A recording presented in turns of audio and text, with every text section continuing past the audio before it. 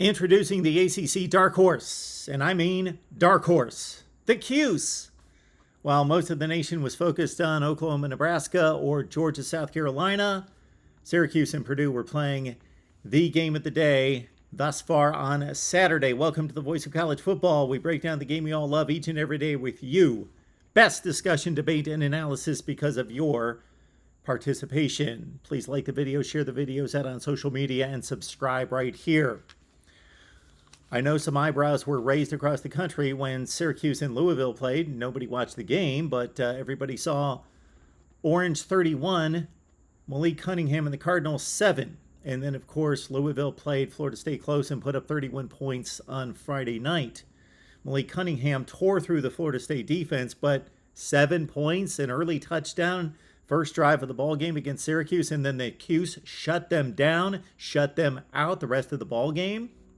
A lot of Sean Tucker, a lot of defense for the Orange in that game. Well, it shouldn't be surprising that Malik Cunningham, who may be the all-time record holder before he's done at Louisville in terms of touchdowns, couldn't put any on the board after the first drive against Syracuse because they can play some defense. They've got NFL defensive backs, and they have a front 4, 5, 6 rotating the players in. That is a force to be reckoned with. And Syracuse wins a barn burner against Purdue, 32-29. My goodness, it was a tremendous football game, most likely for those that love the scoring, a tremendous fourth quarter. It was 9-3 at halftime, and then it started to heat up from there. Again, Syracuse on defense against Aiden O'Connell. Of course, he made throws, and of course, he put up the stats. 450 yards passing. Charlie Jones was difficult to deal with as well, but my goodness. Syracuse had a 4th and 3 stop in the red zone that denied Purdue of a touchdown when they went for it. They also, of course, had the play of the day, one of the plays of the day when number 93, Caleb Owechukwu, picked off a pass on a pick 6 against Aiden O'Connell, O'Connell's first interception of the season. So Syracuse had taken a lead at, they had gone down 15-10 at that point. Then they went up 18-15, and then this looked like the play of the game because it looked like it put the icing on the cake with about 6 to 7 minutes left in the game when Syracuse, again, this was the story of the game besides the big plays. We love to see the scoring tosses all over the place, and we got to see it in the fourth quarter, but Syracuse ability to pressure O'Connell just enough to make plays, and their secondary play, that won the ball game for Syracuse. And they got pressure on O'Connell. O'Connell tried to throw it away. Shouldn't have done what he did. Threw the interception to Owechukwu, who ran for the touchdown, the pick 6 for him, and it was 25-15 Syracuse. But Purdue, basically O'Connell, Payne Durham, and my goodness, Charlie Jones was crazy in this game. They just hooked up for some beautiful throws. Between those three guys and the Purdue passing attack, that's what kept the Boilers in the game. Syracuse was better in every other facet of the game, but Purdue got the ball back.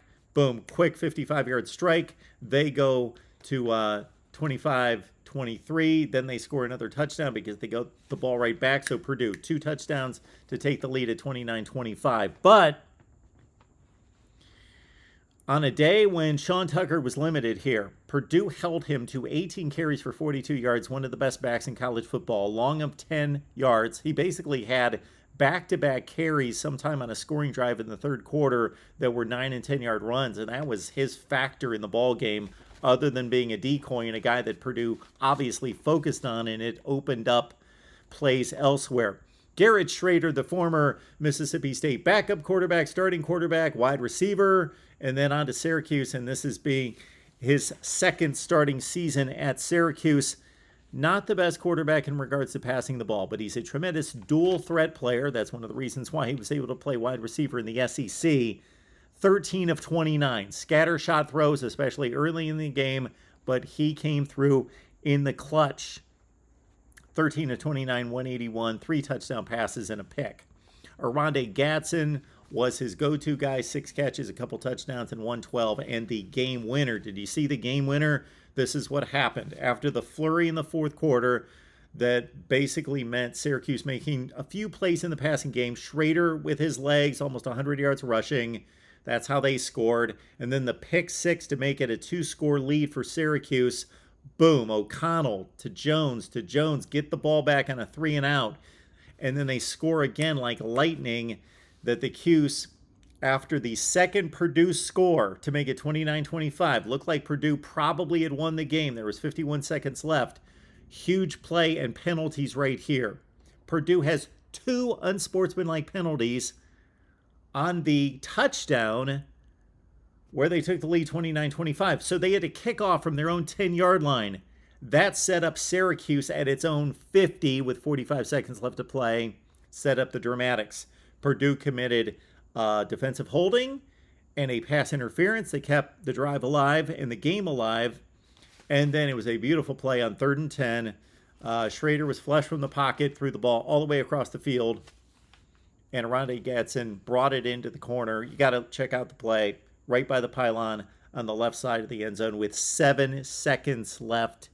Syracuse won 32-29. Now, if Syracuse is going to make any kind of run, they look like they're in good shape to make a bowl game. They've already won 2 games that most people didn't have them winning here, even though they were a 1 to 2 point favorite at home against Purdue.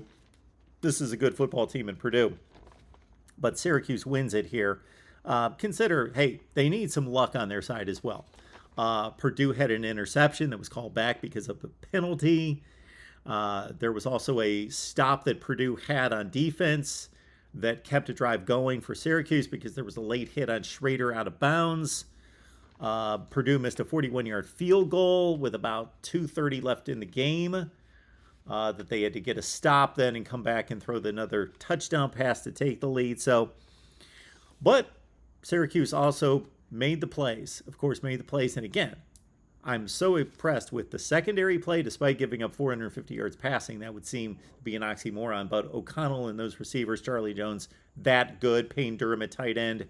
And then the defensive front for Syracuse was really good in this one. And, hey, if you're going to break through and be a surprise team, you got to take chances as well. Syracuse on 4th and inches. They could have plowed ahead most likely. Had a 90-some% certainty of getting the first down. No, they went play action. Purdue took away the option of Sean Tucker. He was the primary receiver. Schrader saw Rondé Gadsden break free, flipped in the ball, 45-yard touchdown. That was key. Tremendous ball game. Only 35,000 at the Carrier Dome, but the place was rocking, and maybe a few more people will show up because Syracuse now continues in ACC play. They're 2-0 out of conference. Obviously have the 2 other non-conference games, but nobody difficult there. And then they go ahead in the ACC where they've already won a division game against Louisville. Do you believe in Syracuse? Dino Babers has hit a very, I would say, uneven stay at Syracuse, but it's basically been down except for 2018. He had his one big 6-2 season in the conference, 10-3 with a bowl victory. But other than that, boy, Dino Babers is winning like 30% of his games in conference at Syracuse. Can they bounce back? I placed him on the hot seat in the offseason. Syracuse should win 6, 7, 8 ball games a year and get to bowl games most of the time. Dino Babers is not doing that, but he's off to a great start. Maybe he's got something going here with this defensive line, secondary, Schrader at QB, Gadsden at wideout, and of course, we all knew about Sean Tucker. Your thoughts about Syracuse football down below. The Cuse is 3-0. Got to be pumped up. It's exciting to see somebody else jump up there and do something special, potentially. We talk about it all week right here at the Voice of College Football. Give me a call on our next call-in show. We'll talk Syracuse, the ACC, whatever you've got, right here, Voice of College Football.